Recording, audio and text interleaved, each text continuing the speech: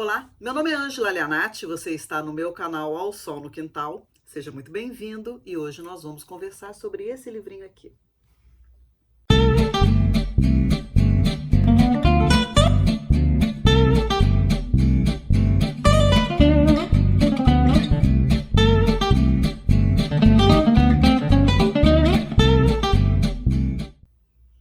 Então, gente, esse livro aqui é da escritora norte-americana Ciri Hustvedt, é O Verão Sem Homens. Foi um livro que me surpreendeu muito positivamente e ele foi indicado pelo Yuri.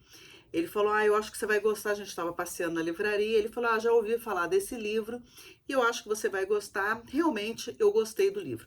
Ele é bem fininho, facinho de ler, assim, ele não é um livro, numa primeira camada, profundo, mas se você quiser pegar as referências que a autora oferece, ele fica bastante profundo.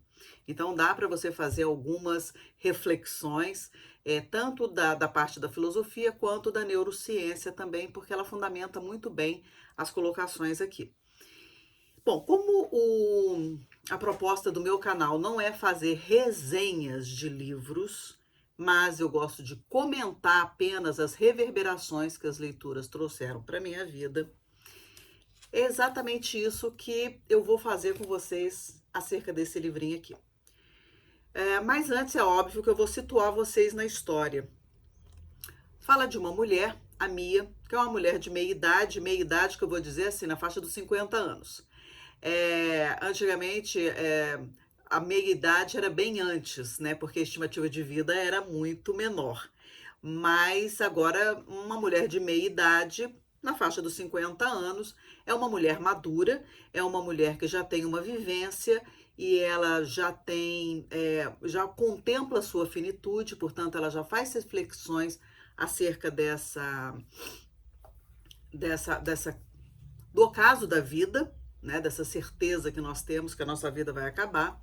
Ela já faz essas reflexões, só que exatamente nesse momento em que há uma insegurança muito grande pela falta de perspectiva, pelos questionamentos do envelhecimento e da menos-valia, o marido, Boris, a deixa por causa de uma moça muito mais jovem. E isso, de uma forma geral, é uma facada muito grande para as mulheres, né? Ser trocada por pessoas mais novas. Eu acho que tanto para homem quanto para mulher. Os homens também, quando chegam numa determinada fase da vida, eles começam mesmo a se interessar por mulheres mais jovens, numa tentativa de resgatar aquela juventude que não lhe pertence mais. E as mulheres, obviamente, elas ficam bastante ressentidas com isso, porque é mais um recibo de que a juventude dela está indo embora e ela não é mais uma pessoa interessante, a pele já não é mais uma pele fresca, não é uma pele macia, é uma pele já áspera pelo tempo. Então, assim, tem esse prejuízo psíquico muito grande do envelhecimento. É claro que a gente não deve se ater a esse tipo de coisa, porque envelhecer precisa ser visto como um merecimento. É assim, eu estou vivendo, então eu mereço envelhecer. É, Lady Di, gente, vai ficar linda para sempre. Ninguém vai ver aquela mulher com ruga, não é verdade? Então, assim, essas rugas, elas fazem parte da nossa existência. As marcas do tempo, elas mostram que nós estamos passando pela vida, nós estamos vivendo. Então, a gente precisa tratar de merecer todas essas rugas, né, que a gente tem. Apesar de ser desconfortável, esse enfrentamento. Eu concordo. Mas esse livro aqui, então, ele troca por uma moça, ele troca, né? Eu vou usar a palavra troca, eu acho muito injusto, porque assim, não existe a troca, né? Quando você troca é porque você acha que existe alguém melhor que você, alguém pior, não é uma competição. É que naquele momento existe uma pessoa que faz um bem e aí há uma necessidade daquela vivência. Mas eu acho muito cruel essa coisa da troca, né? Me trocou por outra, me trocou por... Não, né? Não... Se a gente colocar nesse sentido, é cruel porque a gente vai se sentir muito mal, né? E perder um amor já não é fácil, e ainda mais se a gente colocar nesses termos. Então vamos pensar que o Boris, o marido da Mia, ele tinha essa necessidade de viver um romance, ele se interessou por outra pessoa e foi viver esse romance. E essa pessoa, que a gente não sabe o nome, Mia dá o nome de Pausa. Então, é uma pausa, né? E eu costumo dizer assim que pausa também é música. Numa partitura, pausa é música, né? A pausa da vida, ela também traz outras coisas. Ninguém para a vida não para em nenhum momento, né? A gente às vezes pausa algumas coisas da vida, mas ela corre em paralelo, né? E outras experiências vão e vêm. A nossa vida é um contínuo vir a ser, né? Na ideia de Heráclito, o eterno devir. Pois bem. E aí a Mia então resolve ir para a cidade da mãe dela e ali ela se vê, ela vai passar um verão ali, então ela vai se encontrar com a mãe, ela vai se encontrar com as amigas da mãe que vivem numa comunidade, digamos assim, de pessoas de mais idade, algumas muito autônomas ainda e outras nem tanto.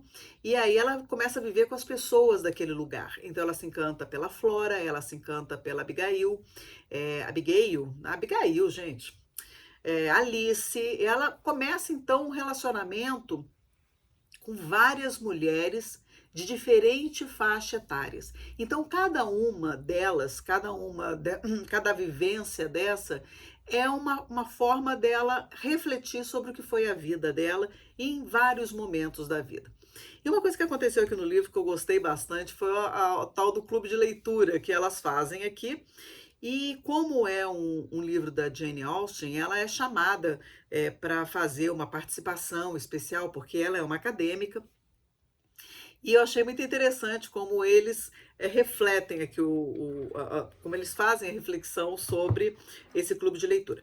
Então, assim, é um livro que vai falar sobre.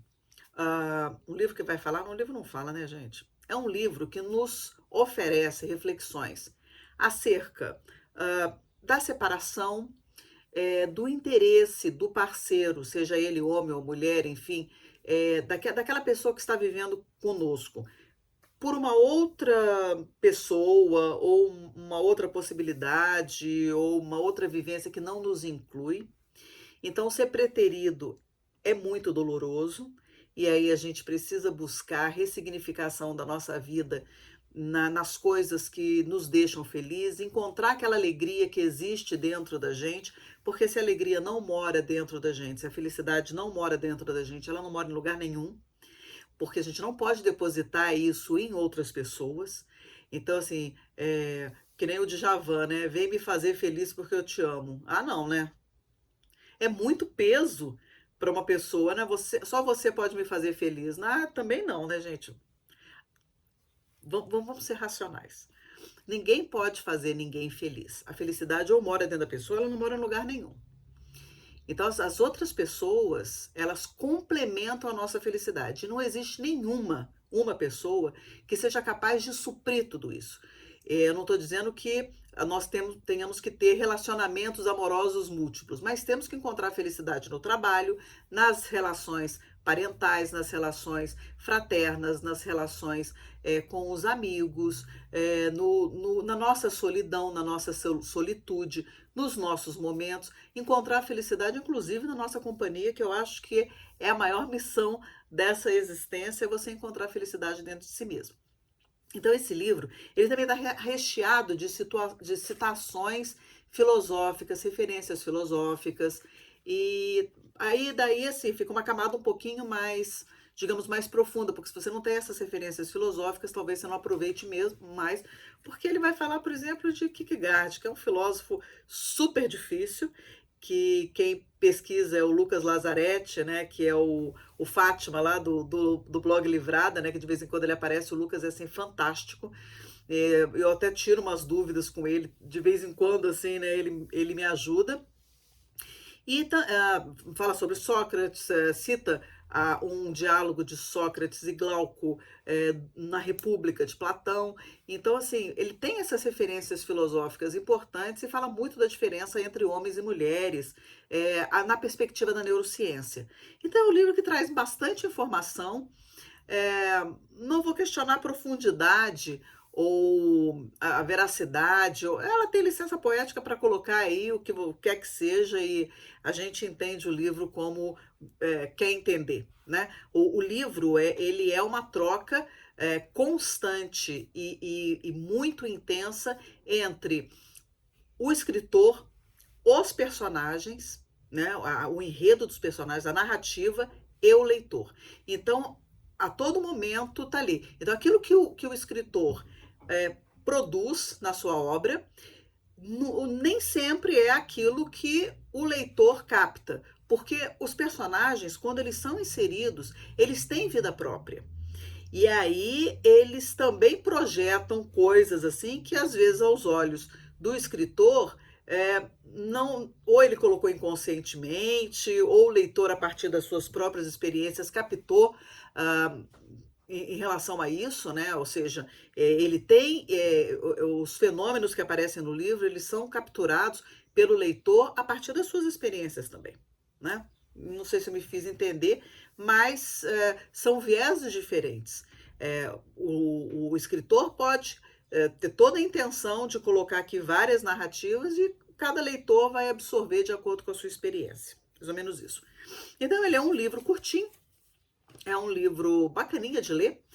É um livro que fala sobre o amor, sobre a separação, sobre o retorno, sobre outras pessoas que orbitam, né, na nossa vida em determinados momentos, o quanto elas podem nos fazer refletir sobre a nossa vida inteira, né?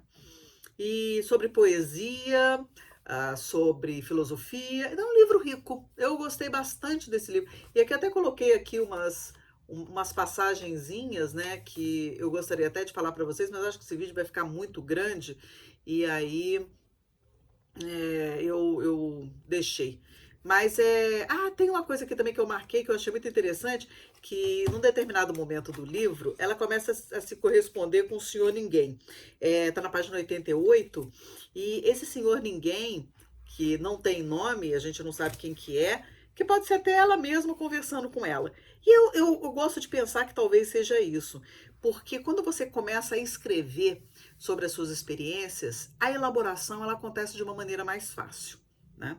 E esse livro ele começa ela tendo um surto psicótico, né, com o evento da separação, e quando ela se recupera desse surto, né, que ela volta à sua normalidade, é que ela começa a narrar o livro. Então, talvez esse Senhor Ninguém, ele seja fundamental para que ela organize todas as suas, digamos assim, os seus fenômenos, as suas experiências, os seus sentimentos, as suas emoções e faça uma reflexão profunda de tudo que ela está vivendo. Então, esse Senhor Ninguém aqui eu achei muito interessante e na minha leitura, no meu entendimento, poderia ser ela mesma escrevendo as suas narrativas e considerando coisas, fazendo um diálogo consigo mesma. Então, é um livro muito bacana que eu recomendo para vocês, eu espero que você goste. E aí comenta aqui comigo se você já leu, se você não leu, se você pretende ler, enfim, à sua disposição. Vamos conversar sobre ele. Então por hoje é só, gente. Muito obrigada. Um beijo grande para você. Tchau.